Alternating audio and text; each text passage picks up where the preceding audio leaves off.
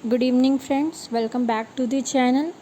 जैसे कि आप लोग को पता है कि 3 अक्टूबर को यूपीपीएससी का नर्सिंग स्टाफ का एग्ज़ाम होने वाला है। तो आज से हम एक नई सीरीज़ स्टार्ट करने जा रहे हैं जिसमें हम यूपीपीएससी का पूरा सिलेबस कंप्लीट करवाएंगे और साथ ही साथ आपको प्रीवियस ईयर के जो क्वेश्चन पेपर्स हैं उसका भी सॉल्व आपको बताएंगे और किस तरह से सॉल्व करना है, कैसे कौन कौन से टाइप के क्वेश्चंस आ सकते हैं, किस तरह के क्वेश्चंस इंपॉर्टेंट हैं। तो वो सारी चीज़ें हम आगे आने वाले बहुत सारे वीडियोस में डिस्कस करेंगे।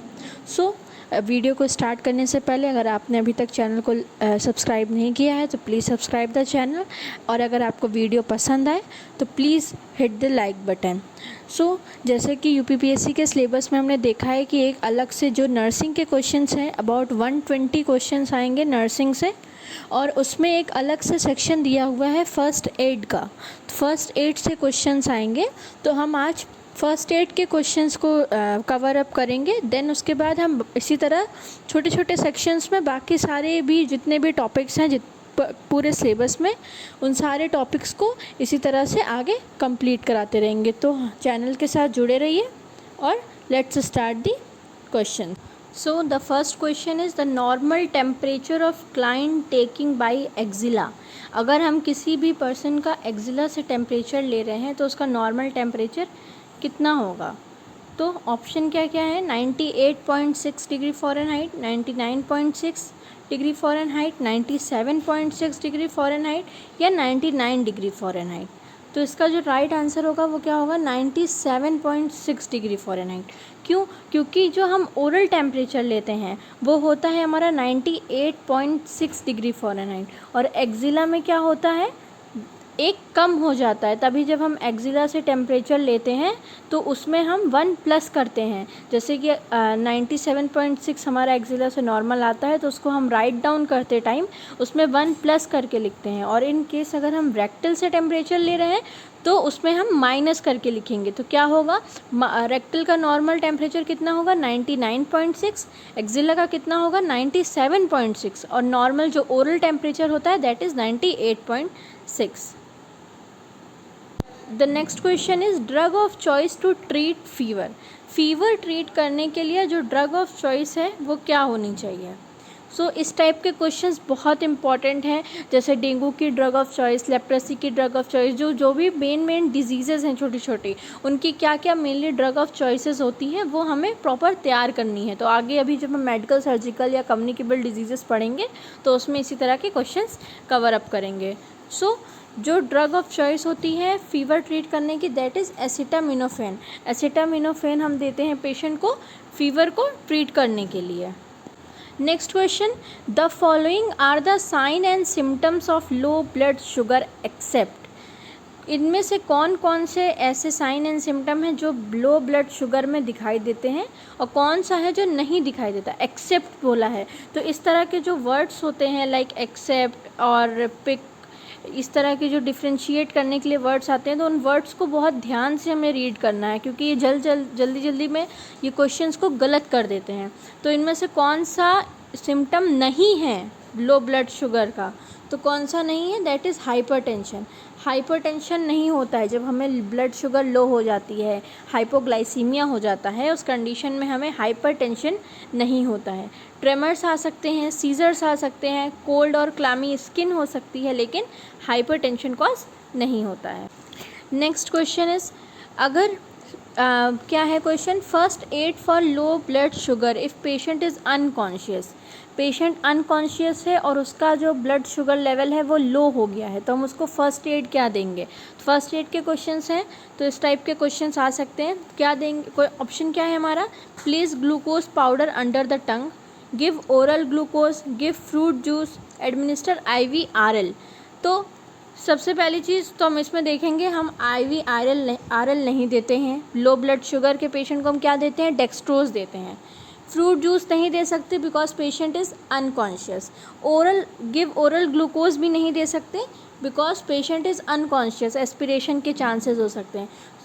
सबसे फर्स्ट एड का क्या मेन वो है कि हम ग्लूकोज पाउडर को पेशेंट के टंग के नीचे रखेंगे ताकि वो इजली मेल्ट हो जाए और पेशेंट का जो ग्लूकोज लेवल है वो थोड़ा सा अपने मेंटेन उसमें आ जाए। ये एक फर्स्ट एड ट्रीटमेंट हम पेशेंट को दे सकते हैं।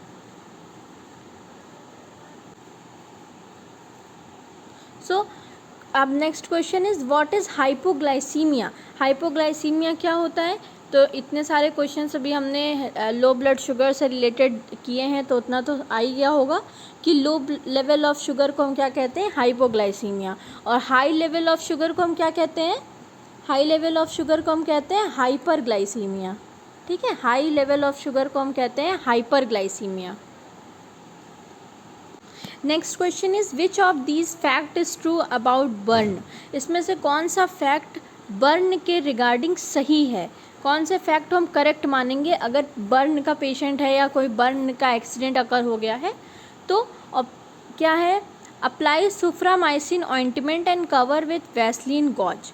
Then apply Soframycin ointment cover with blanket. Next apply running tap water या give liquid by orally.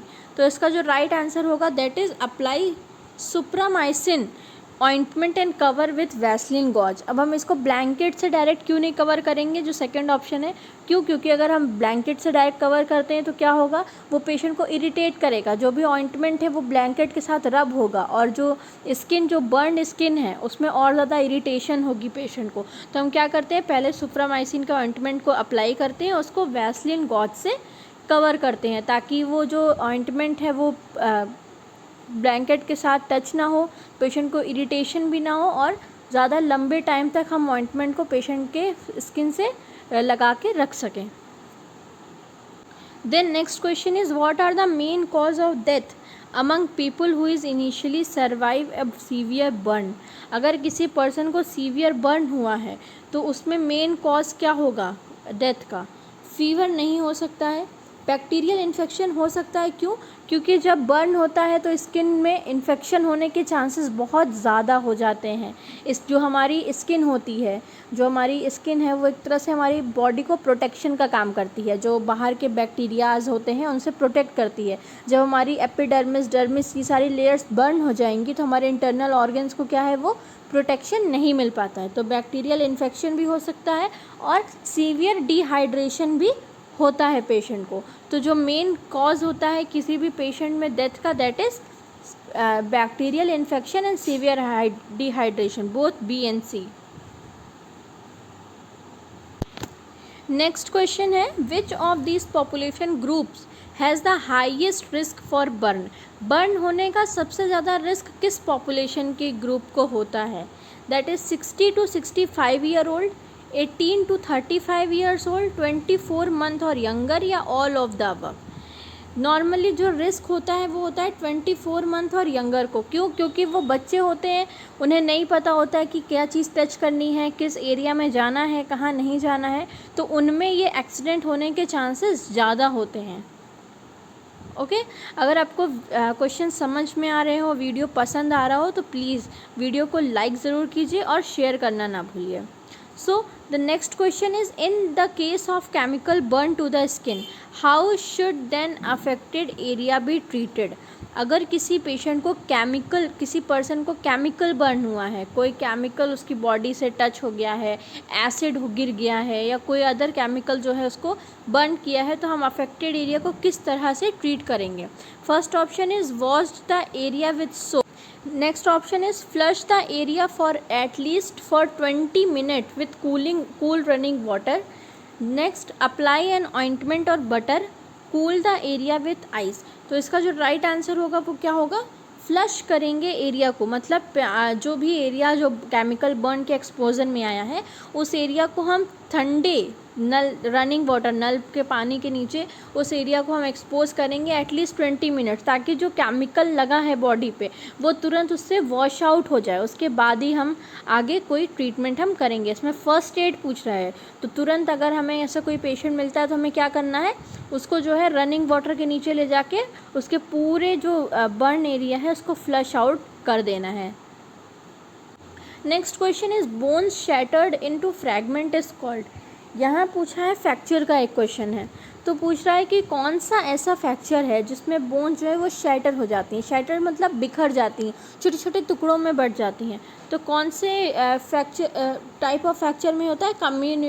कम्युनिटेड fracture में। कम्युनिटेड फ्रैक्चर में क्या होता है, जो बोन्स होती हैं वो शैटर्स हो जाती हैं इनटू फ्रैगमेंट, छोटे छोटे टुकड़ों में वो टूट जाती हैं, चूर हो जाती हैं। नेक्स्ट क्वेश्चन वो भी फ्रैक्चर से रिलेटेड है। In which of the following injuries to the bone is actually broken in small crack और minor form?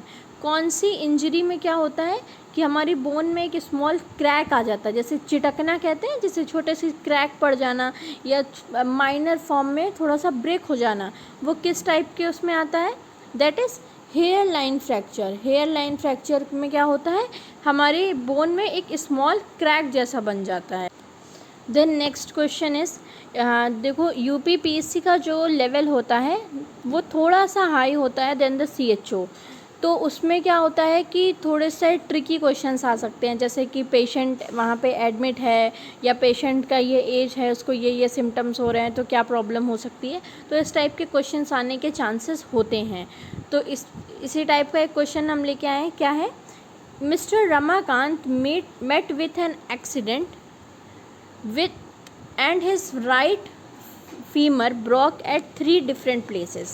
The cut of a clean break and the 4 pieces were put back together in their original place. What kind of fracture did have? एक mister Ramakant हैं, वो उनको क्या हुआ है, एक accident हो गया है जिसकी वजह से जो उनकी राइट फीमर की जो है वो ब्रोक हो गई है 3 डिफरेंट जगह से, और कट हो गया है, ब्रेक हो गया है। तो इस टाइप के जो फ्रैक्चर हुआ है उनको हम किस टाइप का फ्रैक्चर उन्हें बोलेंगे? तो इसको हम कैसे बोलेंगे? मल्टीपल फ्रैक्चर बोलेंगे। हेयर लाइन में भी हमने क्या पढ़ा था? हेयर लाइन मतलब एक स्मॉल क्रैक हो जाना, लेकिन यहाँ पे क्या कह रहा है कि ब्रेक हो गई है, जो है पीसेस में ब्रेक हो गई है, तो उसको हम क्या कहेंगे? Multiple fracture.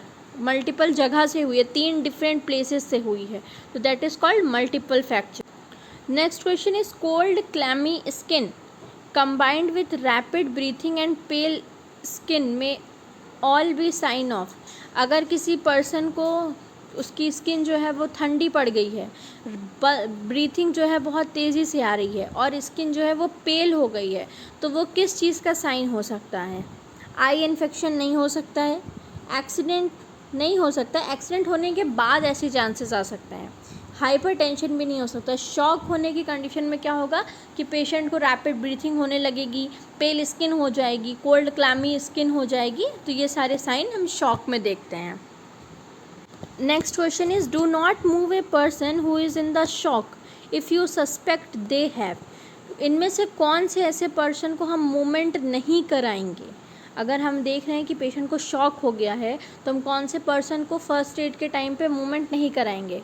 कोल्ड स्किन है, या रैपिड ब्रीथिंग रेट है, या रैपिड पल्स है, या स्पाइनल इंजरी है। अगर किसी भी पर्सन को स्पाइनल इंजरी हुई है तो हम उसको मूवमेंट नहीं कराएंगे, क्योंकि मे बी वो नर्व्स को और ज़्यादा डैमेज कर सकती है। अगर किसी भी पर्सन को स्पाइनल इंजरी हुई है, उस टाइम पे हम उसको मूवमेंट दे देते हैं, उसको मूव करवा देते हैं, तो वो और ज़्यादा नर्व डैमेज कॉज कर सकता है। तो ये एक बहुत इंपॉर्टेंट पॉइंट है कि हमें किसी भी स्पाइनल इंजरी वाले पेशेंट को जो है वो मूवमेंट नहीं कराना है। नेक्स्ट क्वेश्चन है, शॉक में बी कॉज्ड बाई। शॉक किस किस चीज़ों से हो सकता है? Poison, blood loss, bacterial infection, या ऑल ऑफ द अबव। तो इसका जो राइट आंसर होगा that is all of the above. तो शॉक जैसे हमारा हाइपोवॉलेमिक शॉक होता है, एनाफ्लेक्टिक शॉक हो जाता है, कार्डियोजेनिक शॉक हो जाता है, और पेशेंट को सेप्टिक शॉक हो जाता है। तो इस टाइप के शॉक होते हैं, तो डिफरेंट कॉजेज़ के कारण होते हैं। तो पॉइजन से भी हो सकता है, ब्लड लॉस से भी हो सकता है, बैक्टीरियल इन्फेक्शन से भी हो सकता है, डिहाइड्रेशन से भी हो सकता है। तो बहुत सारे कॉजेज़ हैं जिनकी वजह से पेशेंट को शॉक हो सकता है। Then next question is, sign and symptom of fainting is not include. इनमें से कौन सा ऐसा साइन एंड सिम्टम है जो फेंटिंग का साइन एंड सिम्टम नहीं कहलाएगा? फेंटिंग